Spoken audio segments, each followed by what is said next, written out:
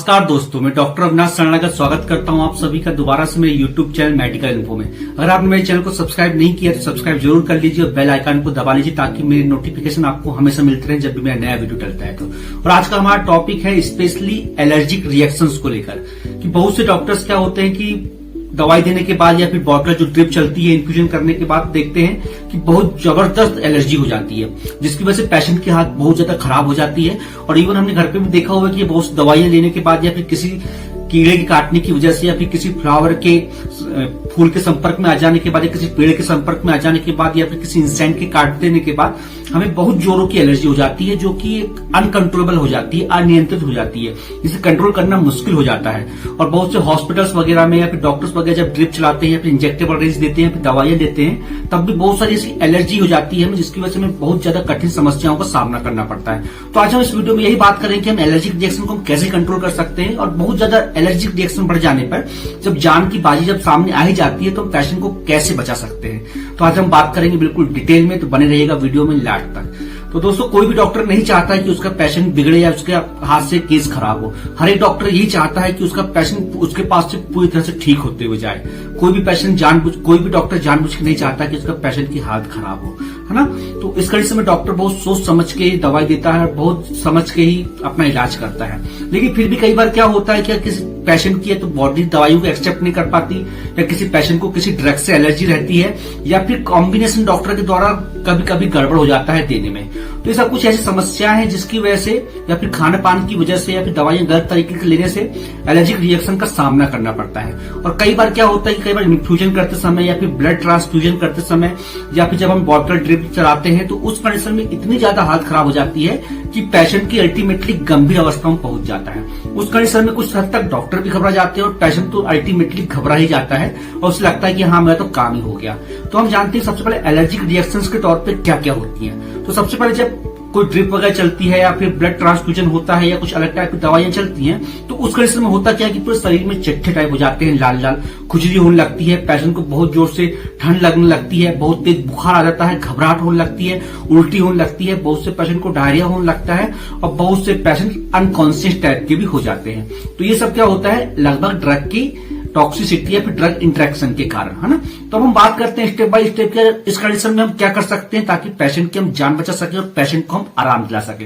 तो सबसे पहले हम बात करते हैं कि किसी टाइप का अगर ब्लड ट्रांसफ्यूजन हो रहा है या किसी टाइप की बॉटल दे रहे हैं या किसी टाइप की दवाइयां चल रही हैं जिस कंडीशन में पेशेंट की बहुत ज्यादा एलर्जिक रिएक्शन हो गई है, तो उस कंडीशन में हमें क्या करना है। अगर हम टैबलेट्स ले रहे हैं तो सबसे पहले हमें क्या करना है कि उन टैबलेट्स को सबसे पहले स्टॉप करना है। या फिर किसी टाइप से अगर आईवी फ्लूइड चल रहा है या फिर ड्रिप चल रही है या फिर बॉटल चल रही है, तो उस कंडीशन में सबसे पहले हमें बॉटल को बंद करना है ना। सबसे पहले प्राथमिकता में हमें ये ध्यान देना है। उसके बाद क्या करते हैं कि इस कंडीशन में हम जनरली घर पे तो ट्रीट नहीं कर पाते हैं, तो हमें हॉस्पिटल में जाना ही पड़ता है। तो डॉक्टर सबसे पहले क्या करते हैं इस कंडीशन में, फिर डॉक्टर की देख रेख में जब ये काम होता है तो सबसे पहले डॉक्टर क्या करते हैं, सबसे पहले एविल का इंजेक्शन लगाते हैं ना। एविल का आईवी फॉर्म में स्टेट लगाते हैं, या फिर एविल के साथ साथ क्या होता है, जो एविल में दिखा रहा हूं मैं क्या होती है, तो और साथों साथ क्या करते हैं कॉम्बिनेशन में डेक्सामेथासोन, जो डेक्सोना जो ब्रांड आता है उसका इंजेक्टेबल रेंज स्टेट लगाते हैं आईवी फॉर्म में, है ना, ताकि जल्द से जल्द पेशेंट को आराम मिल सके। तो जनरली क्या होता है कि एविल डेक्सा लगाने पर पेशेंट को फिर भी कुछ पेशेंट को बहुत हद तक आराम मिल जाता है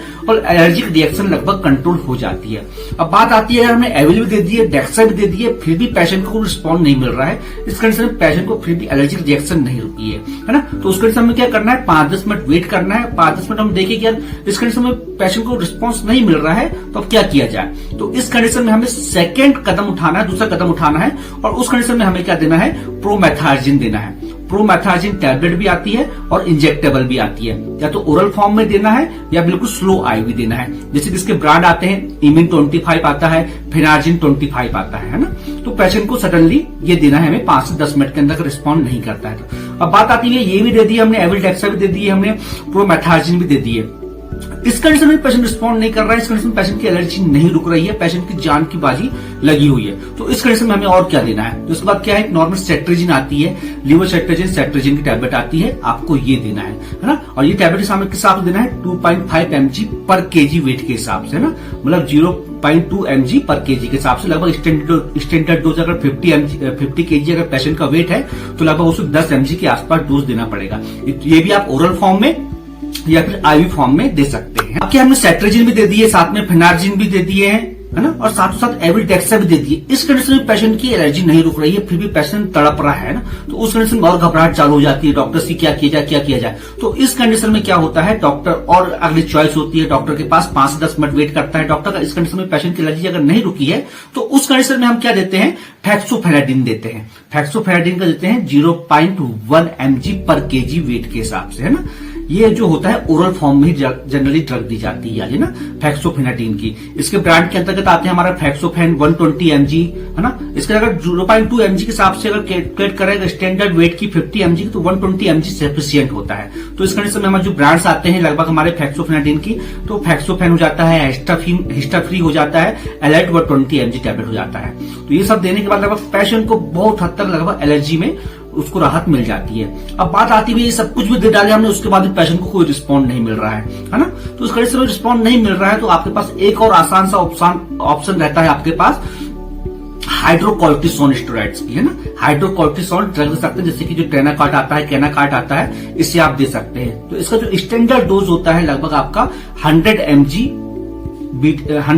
ओडी में, है ना। मतलब इस कंडीशन में पेशेंट को देख रहे हैं कि पेशेंट को रिस्पॉन्ड नहीं मिल रहा है, तो उस कंडीशन में आप पेशेंट को आईवी फॉर्म में दे सकते हैं हाइड्रोकॉर्टिसोन ड्रग, है ना। हाइड्रोकॉर्टिसोन ड्रग देने के बाद पेशेंट को लगभग ये सब देने के बाद भी अगर रिस्पॉन्ड नहीं मिल रहा है तो हाइड्रोकॉर्टिसोन देने के बाद फिर पेशेंट को आराम मिल जाता है। और पेशेंट की अगर एलर्जी कंटिन्यू बनी हुई रहती है तो पेशेंट को 3 दिन के लिए आप 100 mg बीडी फॉर्म में 3 दिन तक लगातार आईवी फॉर्म में दे सकते हैं, है ना। तो ये बात हो गई हमारी नॉर्मल लगभग एलर्जी में किस टाइप से हम कंट्रोल कर सकते हैं। अब सबसे बड़ा टास्क खड़ा होता है कि बहुत से पेशेंट ऐसे होते हैं जो हाई एलर्जिक होते हैं, बहुत ज्यादा टॉक्सिसिटी हो जाती है उन्हें ड्रग की या फिर बॉटल्स की या इन्फ्यूजन की, तो उस कंडीशन में इनकी एलर्जी फिर भी नहीं रुकती है। उस कंडीशन में पेशेंट को क्या होता है, अल्टीमेटली उसकी जान जाने वाली ही होती है, इतनी असहनीय उसको एलर्जी हो जाती है। तो इस कंडीशन में डॉक्टर के सामने सिर्फ एक ही ऑप्शन बचता है, एक ही आखिरी में रामबाण इलाज बचता है, जो होता है एपिनेफ्रिन, जिसे दूसरी भाषा में एड्रेनलिन बोला जाता है। किसी भी टाइप की एलर्जी हो, फिर अल्टीमेटली सब कुछ देने के बावजूद भी अगर पेशेंट को रिस्पांस नहीं मिल रहा है, पेशेंट को किस टाइप से एलर्जी नहीं रुक रही, तो उस कंडीशन में हमें एड्रेनलिन एपिनेफ्रिन हमें देना ही पड़ता है। और एपिनेफ्रिन का हमें जो डोज होता है 0.01 mg पर केजी वेट के हिसाब से देना पड़ता है। और ये जो होता है ये इंजेक्शन IM फॉर्म में, इंट्रामस्कुलर फॉर्म में या फिर सबक्यूटेनियस फॉर्म में देना पड़ता है। तो इस कंडीशन में पेशेंट को लगभग किसी भी टाइप की एलर्जी हो, किसी भी टाइप का ड्रग इंटरेक्शन हो, पेशेंट का एक कंट्रोल हो ही जाता है। अभी रामबाण इसलिए होता है क्योंकि सब कुछ देने के बावजूद भी अगर पेशेंट को नहीं मिल रहा है आराम, तो आखिरी में एपिनेफ्रिन एड्रेनलिन देने के बाद पेशेंट को 100% आराम मिलता ही है। इसमें लेकिन सबसे बड़ी बात यह है कि एपिनेफ्रिन जो इंजेक्शन होता है, एड्रेनलिन इंजेक्शन होता है, ये नॉर्मल कोई नहीं लगा सकता है ना। एक तरीके से बहुत हैवी मॉलिक्यूल होता है, हैवी सब्सटेंस होता है। इसे डॉक्टर की मॉनिटरिंग में, है ना, जो हॉस्पिटल हो, हॉस्पिटल में रख के एक सुपर स्पेशलिटी डॉक्टर की मॉनिटरिंग में ही लगाया जाता है, तब जाके इसको पेशेंट को अच्छा रिजल्ट मिलता है। और सबसे खास बात है कि बहुत हेवी इंजेक्शन होता है, मैंने आपको बता ही दिया, है ना। IM फॉर्म में लगेगा, सबक्यूटेनियस फॉर्म में लगेगा। इनमें कुछ बातों का विशेष ध्यान देना पड़ता है कि ये जो होता है इसका काम होता है वैसो कॉन्ट्रैक्टिंग एजेंट, है ना, मतलब ये हार्ट रेट को इंक्रीज कर देता है। अगर पेशेंट का अगर हमें बीपी बढ़ा हुआ आ रहा है तो उस कंडीशन में इस इंजेक्शन को बिल्कुल नहीं लगाना है। अगर बीपी बढ़ा हुआ है तो सबसे पहले हमें बीपी को कंट्रोल करना है, उसके बावजूद ही हमें ये इंजेक्शन पेशेंट को देना है IM फॉर्म में या फिर सबक्यूटेनियस फॉर्म में।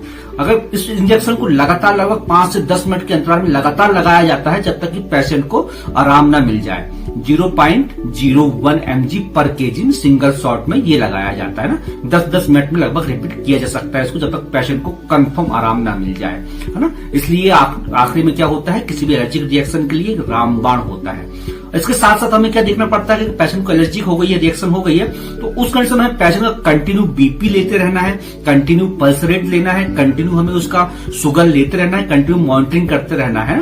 इस टाइप से अगर पेशेंट को इसके साथ साथ क्या होता है, बहुत से कॉम्प्लिकेशन साइड इफेक्ट के तौर पर होते हैं। जब एलर्जिक रिएक्शन हो जाती है तो पेशेंट को क्या होता है, वॉमिटिंग होने लगती है, डायरिया होने लगता है, बहुत तेज फीवर हो जाता है, बहुत ज्यादा हाई बीपी हो जाता है, या फिर पल्स रेट गिरने लगती है, या फिर बीपी लो हो जाता है। तो उस कंडीशन में हमें साथों साथ पूरा मेंटेन करते हुए चलना है कि पेशेंट को बहुत ज्यादा चिल्ड फीवर आ रहा है तो उस कंडीशन में पैरासिटामोल का डोज देना है, या तो IV फॉर्म में देना है, IM फॉर्म में देना है, या फिर ओरल फॉर्म में देना है, ताकि कंट्रोल हो सके उसका फीवर। अगर वोमिटिंग हो तो हमें एंटी एमेटिक ड्रग देना है, एंटीएमेटिक ड्रग के अंदर ऑनडॉम वगैरह, एंटीएमेटिक स्टेमेटिल वगैरह आप दे सकते हैं, साथ में आईवी फॉर्म में दे सकते हैं या फिर ओरल फॉर्म में दे सकते हैं, है ना। इस टाइप से पेशेंट को कंटिन्यू देना है। पेशेंट का बीपी बढ़ा हुआ है तो उसे बीपी कम करने के लिए हमें बीटा ब्लॉकर वगैरह, कैल्शियम चैनल ब्लॉकर वगैरह ये हमें कंटिन्यू पेशेंट को देना पड़ेगा ताकि उसका बीपी जल्दी से जल्दी बिल्कुल मेंटेन हो सके।